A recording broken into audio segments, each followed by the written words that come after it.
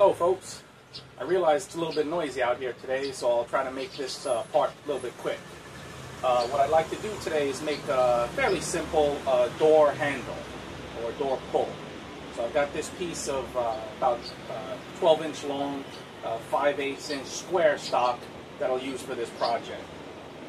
And I've also got some, just digging through my scrap pile, and I've got these odds and end kind of various ridiculous sort of jigs that I made, you know, to fuller and to do like some offsetting work that I might incorporate in this project for no other reason than I just want to try it. So, you know, my idea very quickly is, you know, for the design of this, I think I'd like to fuller on each side, you know, of this piece to squeeze it in and give it this kind of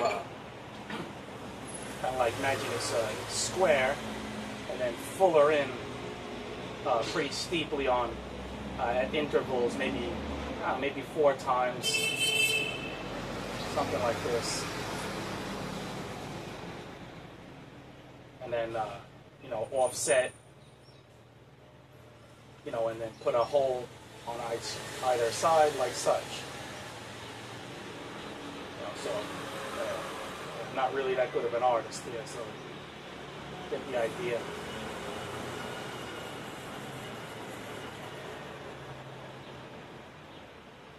Something like that, yeah, you know, so you can kind of get the idea where it'll be a door pull, and, you know, I'll hot punch these 2 holes here, and I want to kind of give it, like I said, I want to fuller it on either side and squeeze it in a fair amount, and that'll probably protrude it a little bit, and maybe even that might make it somewhat like looking from the side, that might, rather than just have it come out like that, you know, something like that, then maybe it, you know, might make it come out a little bit more like this.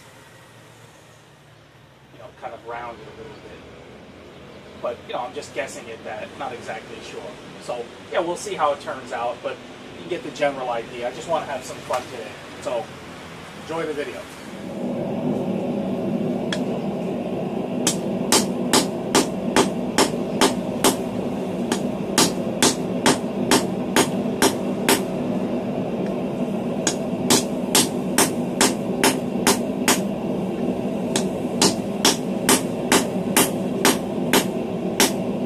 Using square stock, you know, I think it's often a good idea to ease the edges back. It just gives the piece more dimension, and it has less of a, how do you say, maybe an industrial kind of look to the metal. So, you know, ease the edges, and even, you know, as much as you want. And I think that it just adds a little extra dimension. It gives it much more of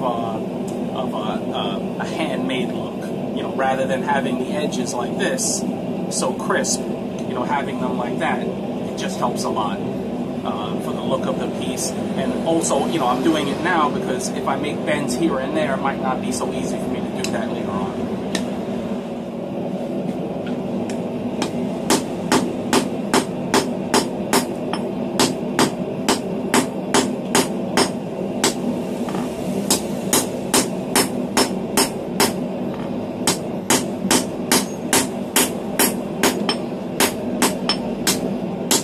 I'm not going to worry about cleaning up the lines on this and smoothing everything out. I wanted to have more of an organic and, you know, just a utilitarian kind of look to it. Not something that was, you know, finely polished. Okay. This is where things may become a little bit ridiculous. Let me jump around a bit here.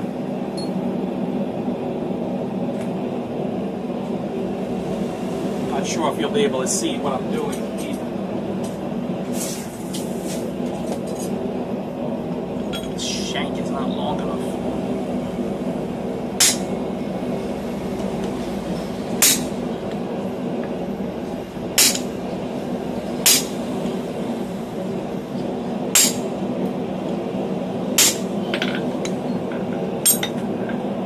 So you get the idea how I'm trying to offset that, you know, trying to make it bend in 2 directions just by using this rather than doing it in 2 different operations. You know, and then I can, over here, I can thin that part out. But, you know, obviously this has to go a lot more this way, so there's enough room between, you know, this here and the door to put your fingers in.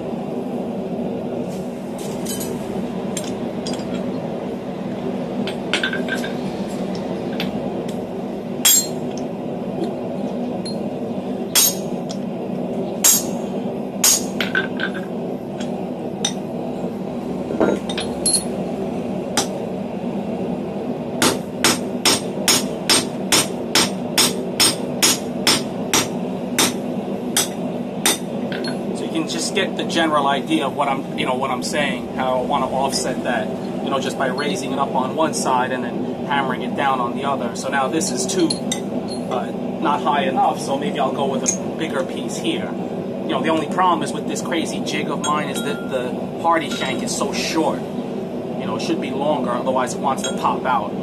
So, but I'll continue. I'll go one more size up and see how that works.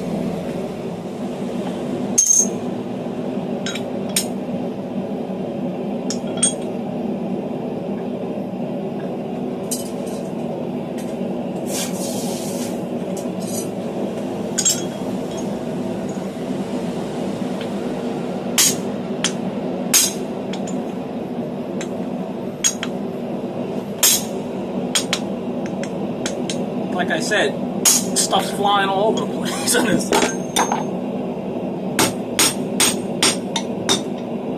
It's actually pretty good. It's getting there. If I bend it a little bit like that, that'll pull it back more, and then tilt it this way. And that gives me a little bit more distance now. So just about there. Yeah, that's probably good.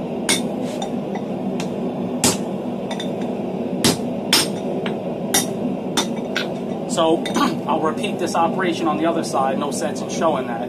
But first, I want to punch a hole.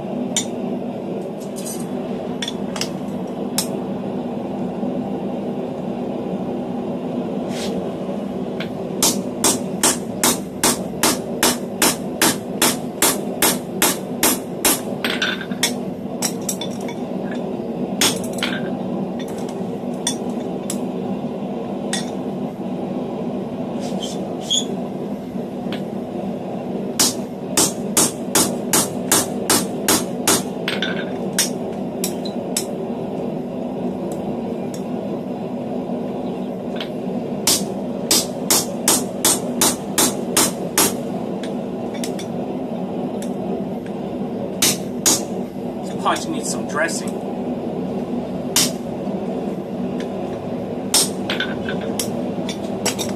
Okay. Straighten it out.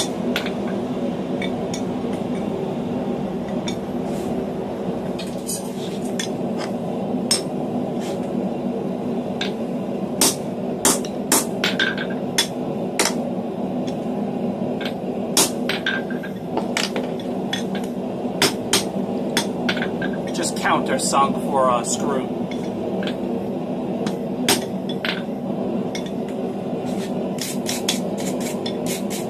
Okay, so half of this is done, and let me work on the other half. I don't no need to show that, and then move on to the decorative part in the middle. Okay, so at this point I've got a perfectly usable door pull, kind of heavy. So you can see if I put it up against a flat surface, mates up pretty well. It's pretty even. So at this point I'm going to fuller the handle to try to give it a more decorative look, but still maintain that utilitarian quality. And you can see this is where a longer anvil really comes in handy. This is not long enough, so you can test the height of a piece. So on my little petting house here, I can just barely fit this and check it, make sure that it's relatively flat. So okay, so let me move on to this fullering operation and see what comes of it.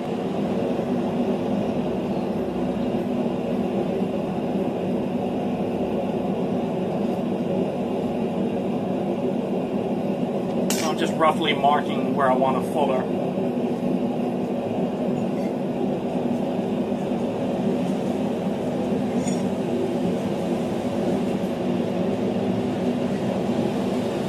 Something like that. Okay, normally I'd use my standard guillotine tool, but I'm going to fool around and use this old school, I don't know what you want to call it, top and bottom fuller that I made way back when. It's really ridiculous, but I'm going to use this because it has a much bigger radius, and that's what I think I want to go for on this, I think.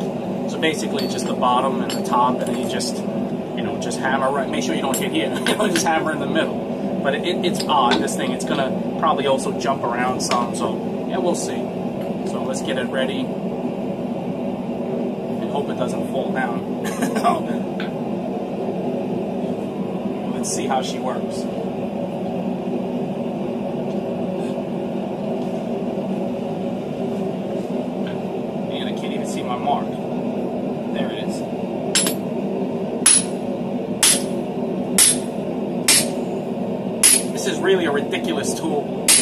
have to hit so accurately.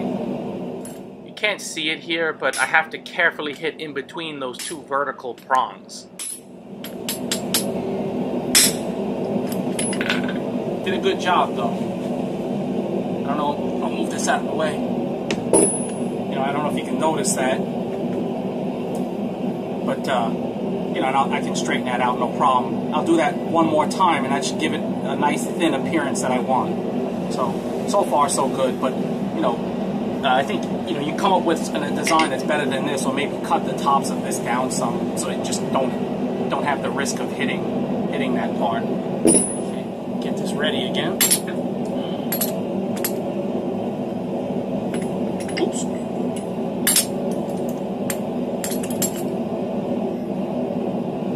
Stay there.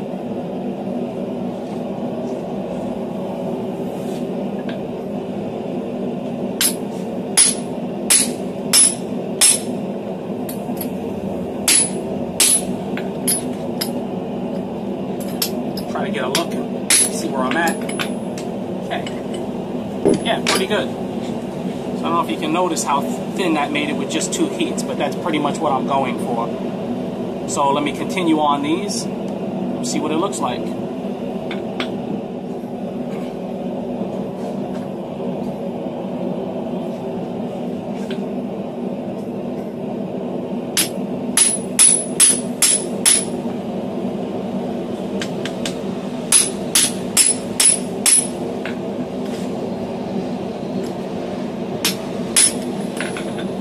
One more heat.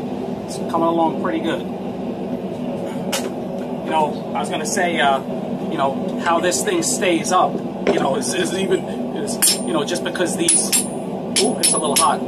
These bars are a little splayed out, I guess. So, you know, sometimes it'll just stay up like that. And then when you start hammering, it'll go down. But this is just like I said, it's so ridiculous, this design.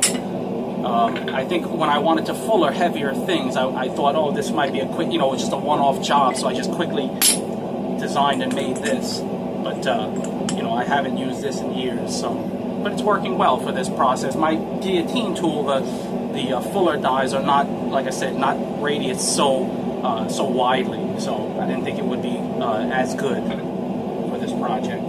So, yeah, let me get this last heat in here.